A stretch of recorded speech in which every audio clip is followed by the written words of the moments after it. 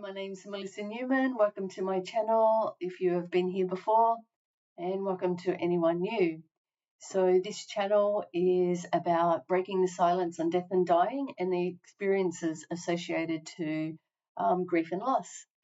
The reason for this, my little quest on this, is to help normalize grief, help souls be able, if they're moving through grief and loss themselves, be able to find ways to move out of that darkness and into the light of their most loving selves, to re-enter life and at least reach a place of acceptance with that journey, because it's a huge journey. It really is. And so today I want to actually talk about physical disease and how that shows up in our lives. And I'm going to start off with a question to you. So, are you in charge of your life, or are you being swept away by the seemingly out of control experiences that come into your life? And in today's example, we're referring to physical disease, so disease in the body. So I want to share with you today this very experience, how that showed up for me 2 years down my grief journey after the loss of my son. So just to sort of briefly go back, I was right in the grips of the grief where it just ripped everything out of my life, and had to find ways to be able to get back into life, to see the adversity, not so much as it as an experience that is disempowering me, but how could I sort of become empowered by this experience? That's how I've lived my life through all of my experiences, although this was the whammy. Most definitely, this really tested my strength. And so I'd gotten back into, work and returning to life, and I was studying. I was working for Central Queensland, Wide Bay region, all the way up as far as Bundaberg, so the whole Sunshine Coast, parts of Brisbane, and out west with the rural communities, building connections for many people in remote areas, so they had a place where they could connect when things became really difficult. So that was my journey. I was super passionate about it at the time, but then 2 years along the path, I noticed a change in my behavior and my well-being. I sort of had put this down to, I actually felt like there was something more that I was meant to be doing, because my work reached a point where it didn't feel fulfilling, and that really surprised me, because it was actually very important work that I was doing for community, and I absolutely love rural, working in rural, because these individuals, these souls, they've just got such great values, and I so aligned to them. And so I loved connecting out into the rural areas and all the farmers and families, and doing what I could to support community. So I reached a point where it sort of felt unfulfilling, and I started reflecting on, where else could my life go? Where else is my life going to lead me? So with all that aside, I also noticed just changes within me. I was feeling sort of stressed. I was going through, what was really important is my nervous system. It was actually overreacting to everything. Now, I understood this because I came from a personal training background, so I really clearly understood the vagus nervous system. And one thing when we go through grief and loss is, man, that is such a massive amount of stress on any one individual. It truly is. It's a horrendous journey. It doesn't have to be. It just is, because unfortunately us Westerners have never really,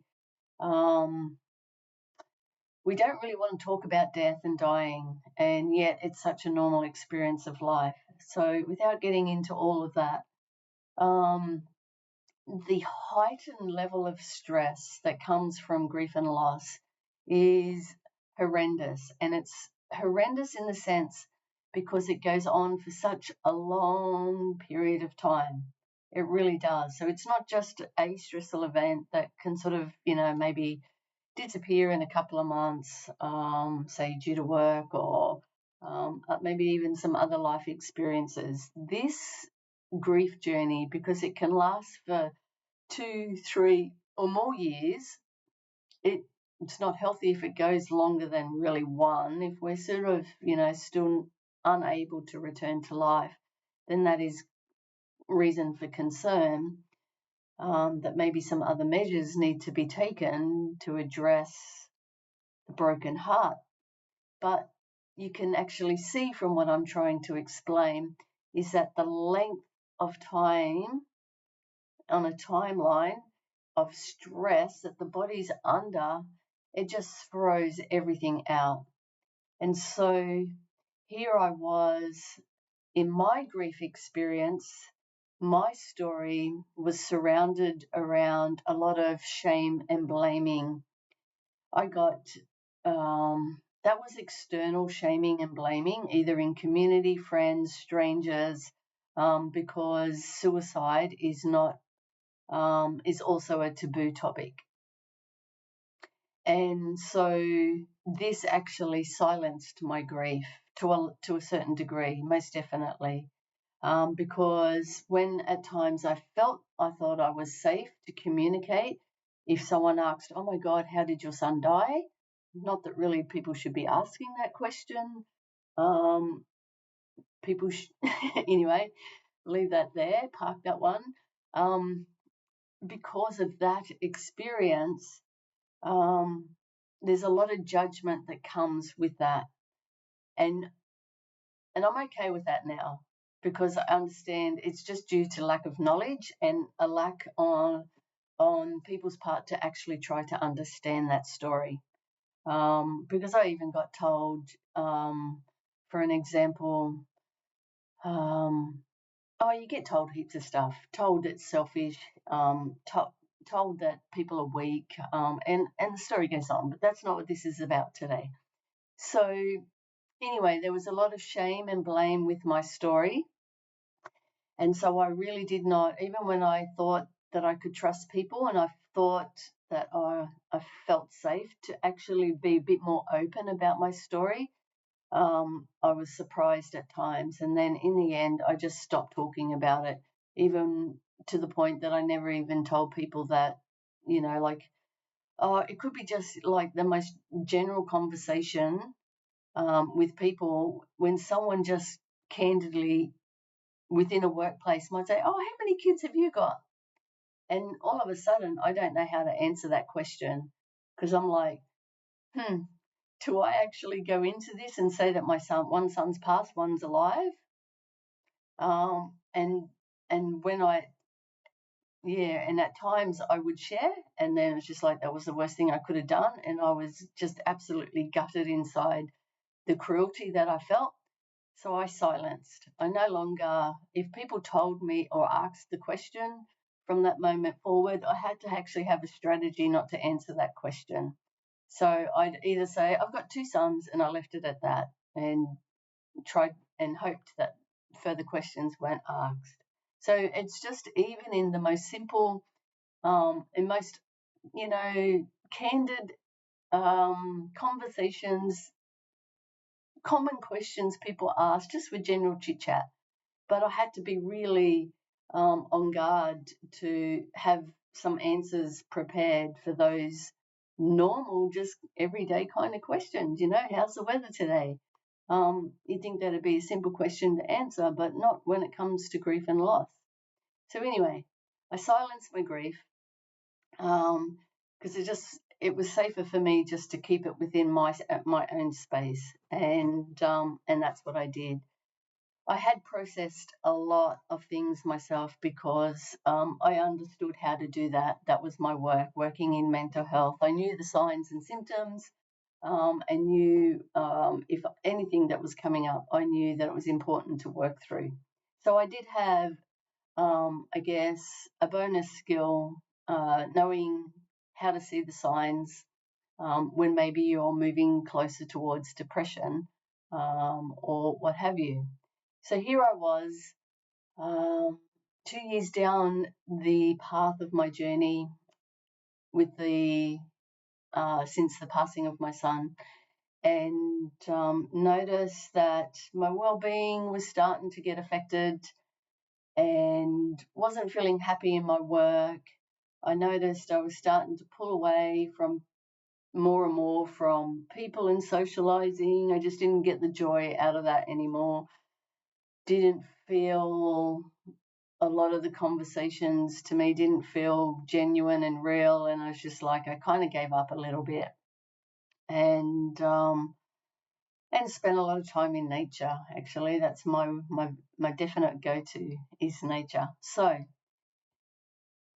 it was noticing all these signs and symptoms. I started getting the physical symptoms, and now I'm not a person that actually is when something.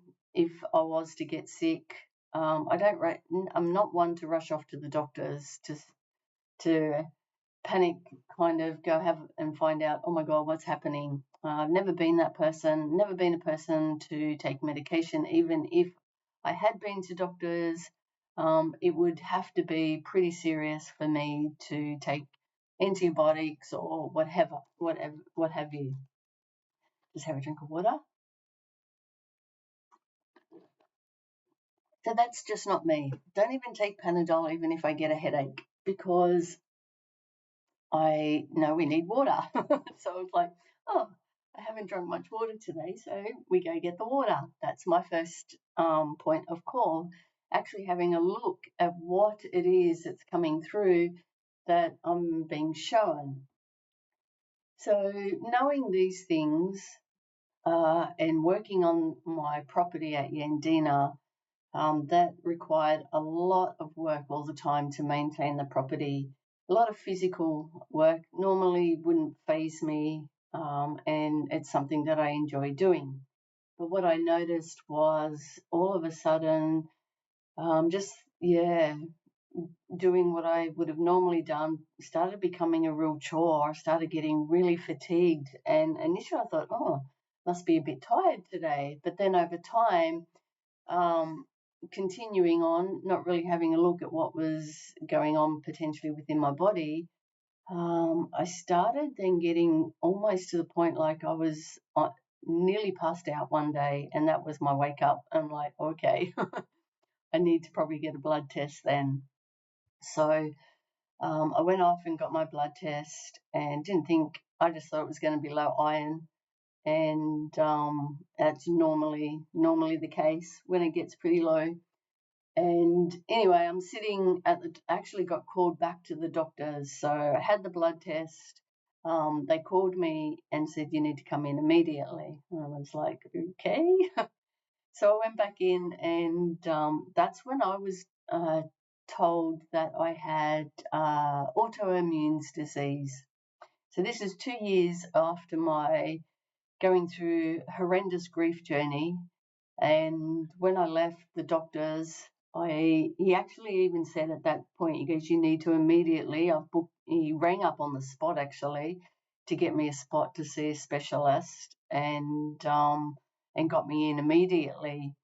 And that was, I think, for not the next day, I think it was early morning on the second day.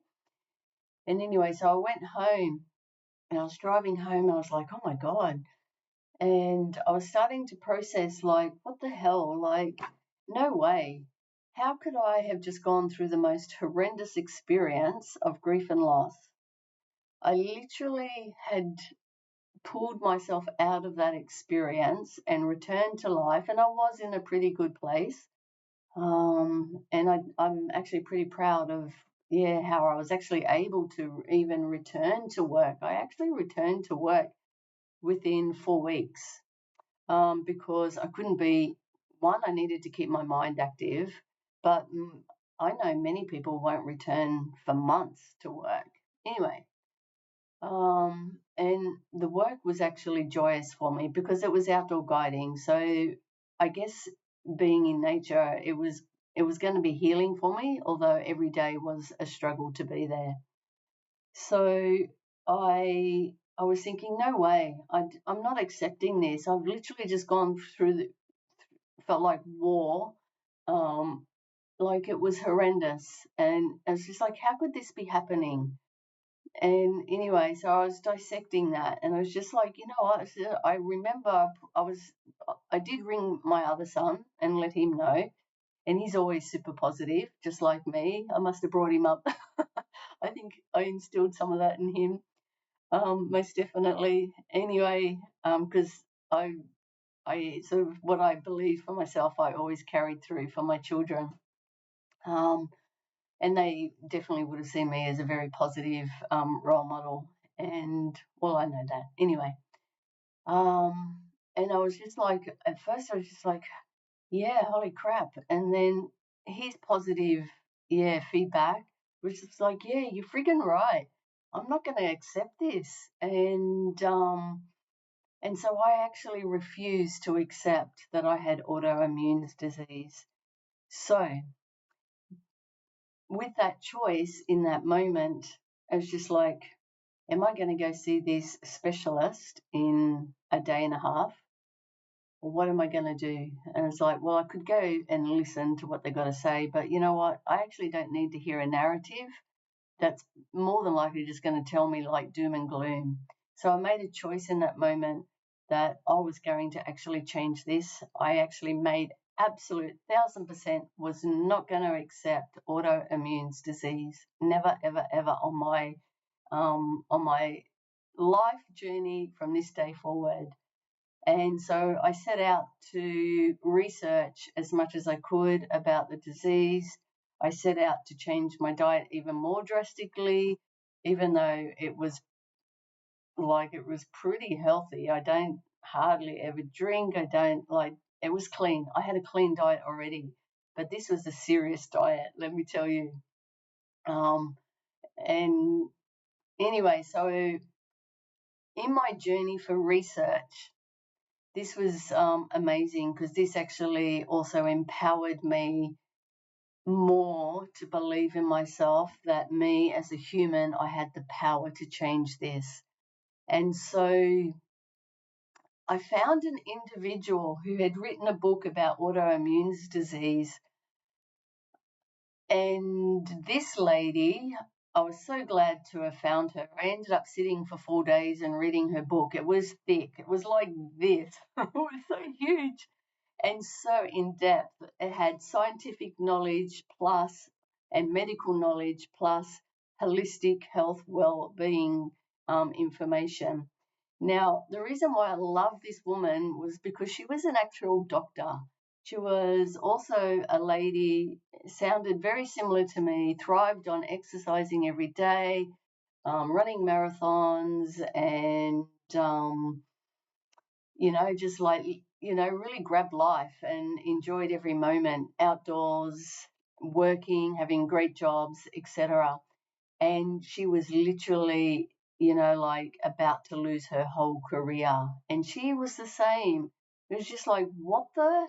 No way. And so she had all the medical knowledge behind autoimmune disease, and none of that was helping her. None of it was helping her. So she started out on that path and followed the path that she knew.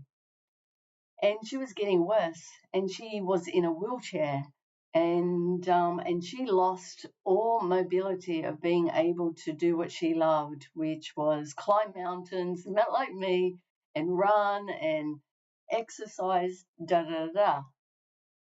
So she went on, she knew there had to be another way. And so she started going down the holistic path, and she was doing heaps of research.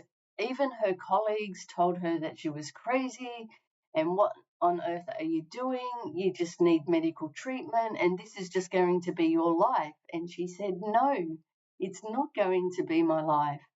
And when I read her book, it was so empowering, it was so enlightening, and it just drove me to stand stronger and firmer in my own belief, which was exactly aligned to her. So I went, right, I'm not going to the specialist, and I'm doing this for myself. I literally then sat for 4 days solid to read and dissect this book and took notes and went out and completely changed my diet. It was pretty bland in some ways, but I was determined if this is what I had to eat, then this is what I'm friggin' going to eat, because I'm not accepting autoimmune disease. But with that is super important. The one thing that I realized, because everything that comes into our body, our physical body, as a disease, is always coming from a place of unresolved emotions. What emotions did I have unresolved? Well, that to me was just like, oh, okay, I've obviously got to go back into this grief journey. I was like, wow, really? Okay, what is it that's, deep, deep, deep down that I'm not even aware of? So then I had to bring all of that up and start working through all of that. So then I was on another journey through my grief journey to heal all these unresolved emotions. And I did. So I started that journey. I committed to that journey, changed all of my diet. I had a beautiful role model that I could sort of benchmark everything to and draw upon knowledge from. And after, I think it was about maybe 4 months, I decided I'm actually feeling pretty good. And I'm like, I wonder if I should go back and get a blood test. And, you know what? I'm going to see what I've changed within myself. Before I tell you what the result was, what I actually also want to share to you was one other step that I took. So part of that healing journey was I started these meditations in the morning. The first thing, as soon as I woke up, I put on a frequency hertz healing, just sound healing. And whilst I was listening to that to heal my body, it was specific for healing my body. I would visualize the cells in my body as little army men going out and killing everything that my body, where my body was being attacked. Now, this is not unusual for me to do this because I always talk to my cells and command my cells. This is why I don't get sick, because I command my cells to always look after my immune system.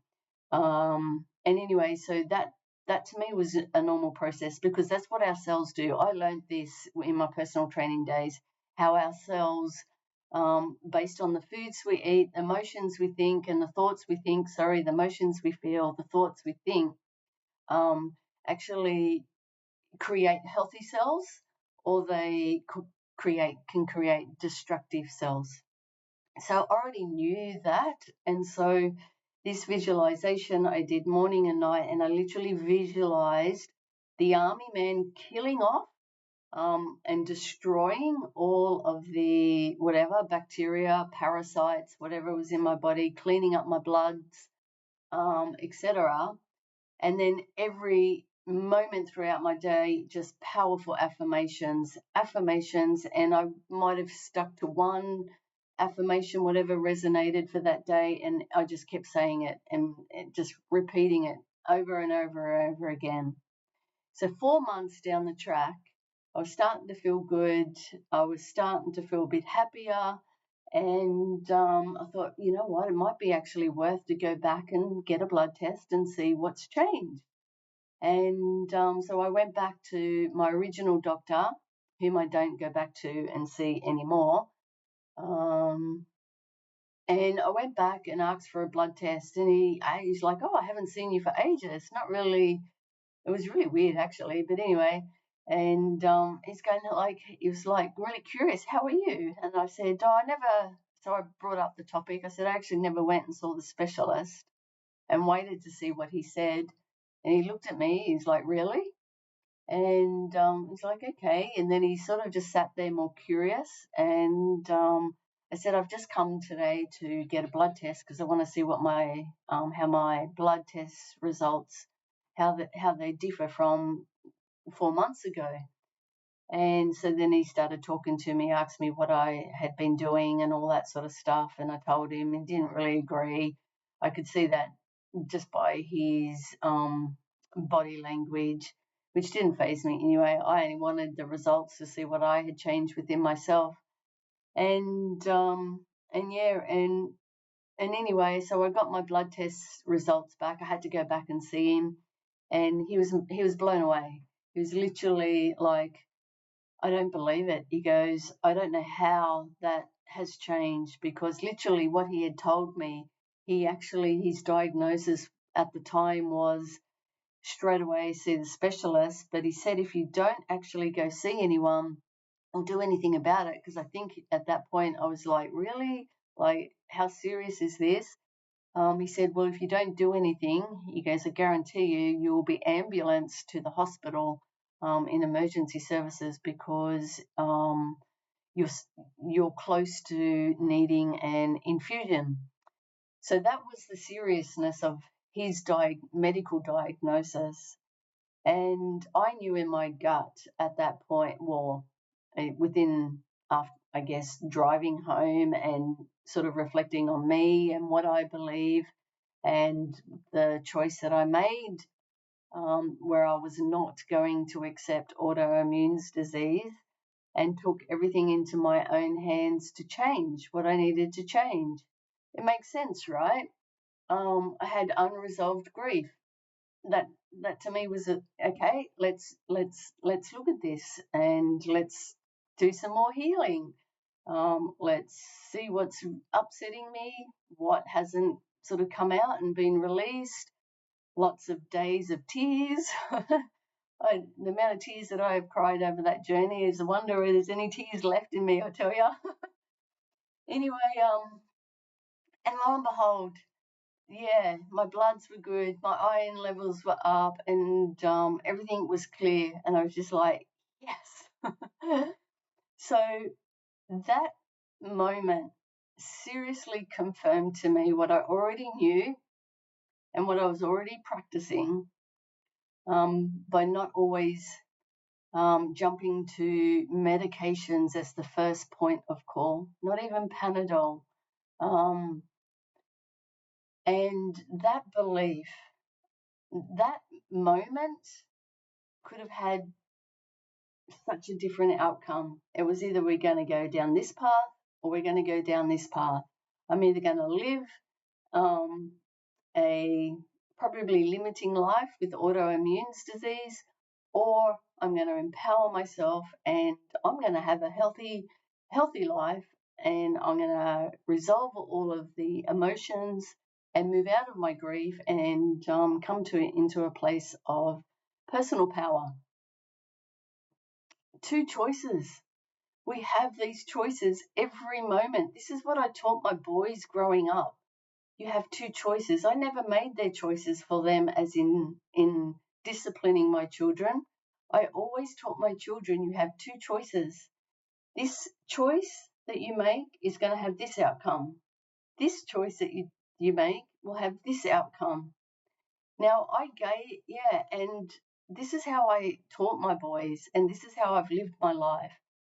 And I always and I always taught them that yes, there are risks with whatever and consequences with whatever choice you make.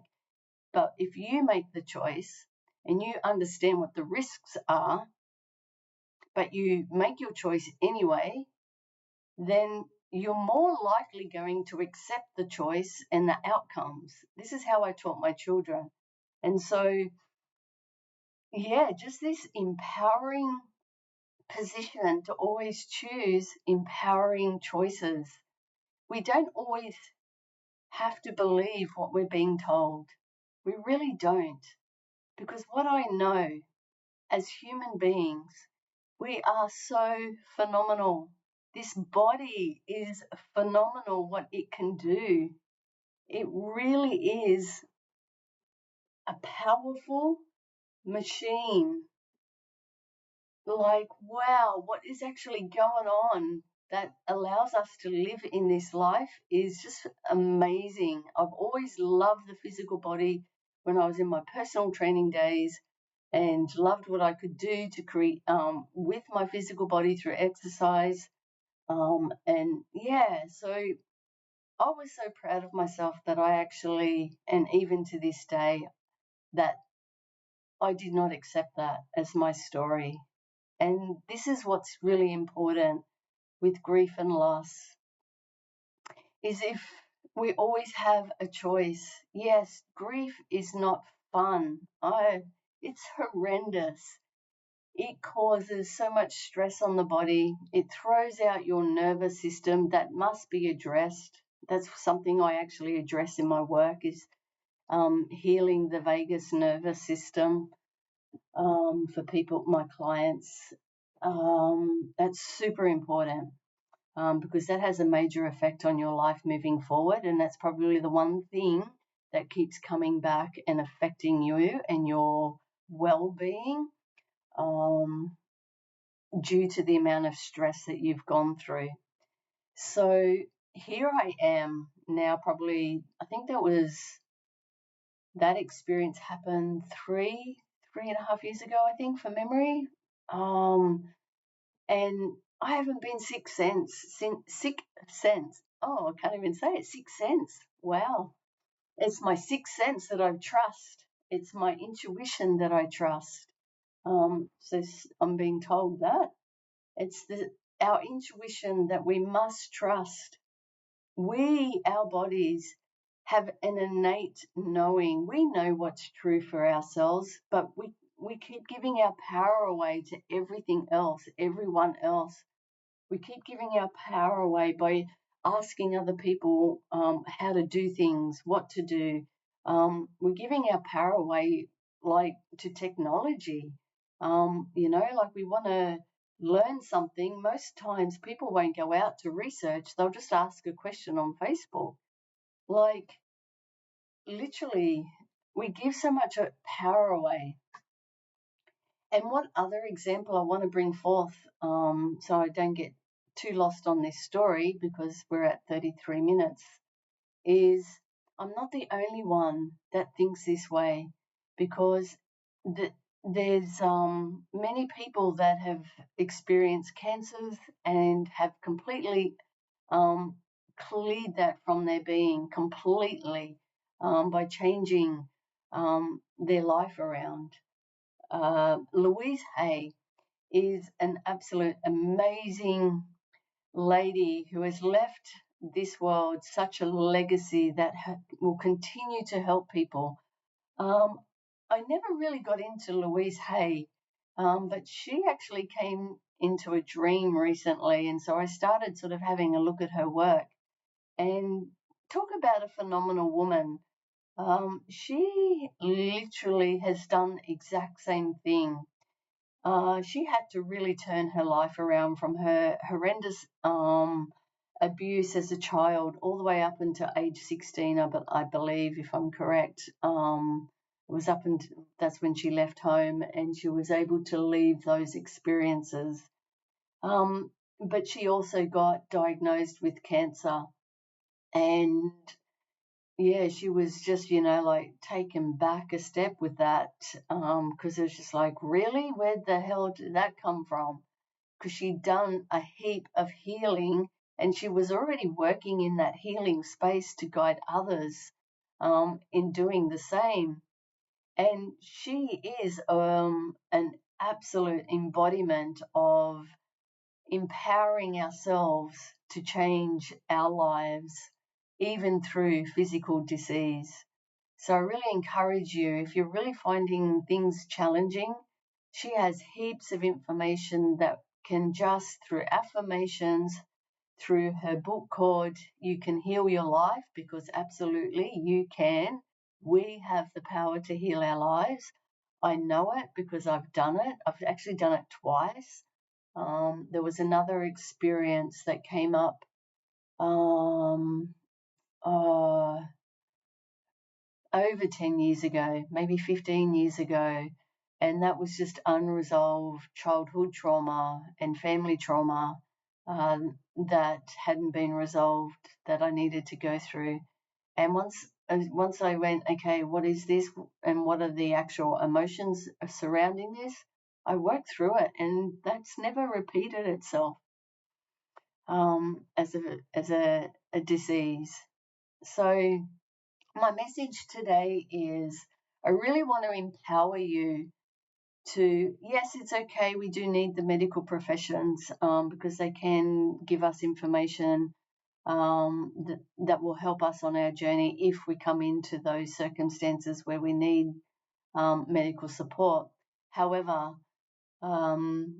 always receive it as information, and don't take whatever is said to you as your truth. Because that particular day, I refused to accept that as my truth. I refused to accept that I was going to have that journey from that day forward, that debilitating journey.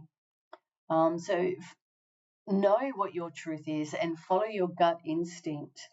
Follow that sixth sense, and trust it. Yes, there will be the naysayers that say you're crazy. That might be because they don't have the strength to be able to follow their own intuition or own knowledge and power within. I find that quite often happens. Anyone that is unable to do what you're able to do generally is because, and if they are naysayers, it's only because they actually want to be able to do what you do, but in a weird way, they have to pull you down instead of raise you up. But if you hang around people that pull you down time and time again, that disempower you opposed to empowering you, because my son empowered me. I needed that boost of positive empowerment. And because I was thinking, well, maybe I do actually need to go down this path. Holy cow, do I really? And then his most empowering support and encouragement. It was just like, yeah, no, I know this. Yeah, okay. It's like, yeah, I got this. I don't need to go there. So we need those people to surround us, people that will empower us and believe in us. And if, I guess, you're not around people that are like that, maybe be selective with the information that you share with them that is in relation to your life and what guidance you might need. But that, at the end of the day, is up to you to decide. But anyone going through grief and loss,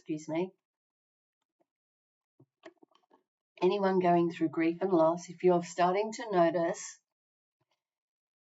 1 year down the track, 2, 3, 4 years, even 10 years, I have people that come to me after 10 years of never resolving any grief, that they're actually getting physical symptoms. This is what prompted me to talk about this today. Because it's those physical symptoms that are saying hello. It's your soul tapping on the door saying hello, you need to look at this. You can't keep going down this path. It's just going to get worse. And so really listen to what your body's trying to communicate, because that's what's the power of your body, is it will communicate to you. It's talking to you. Your soul is always trying to get your attention. So I hope this message resonates with you. It's probably time to sort of, finish this up. If you need information about any particular symptom that you're actually going through, I can actually give you the emotional reasons behind what your physical symptom is. Shoot me a message, drop a message or a comment, and I will respond. I will respond personally to you so that it's not public, in case you didn't want anyone to know what you may be going through or journeying, and so you don't yeah, so that's all confidential. I keep all my work confidential. I don't even share images of my group sessions because it's not appropriate to show that, because people are in vulnerable places. So always know that whatever is shared with me is always, so when you reach out through these public domains, I will communicate personally to you, and nothing is ever shared. So everything is always confidential. But if you do have some physical symptoms at the moment, I can literally tell you the emotions underneath that is causing that. And because once you know that, then you can actually work with it and through it and get rid of it.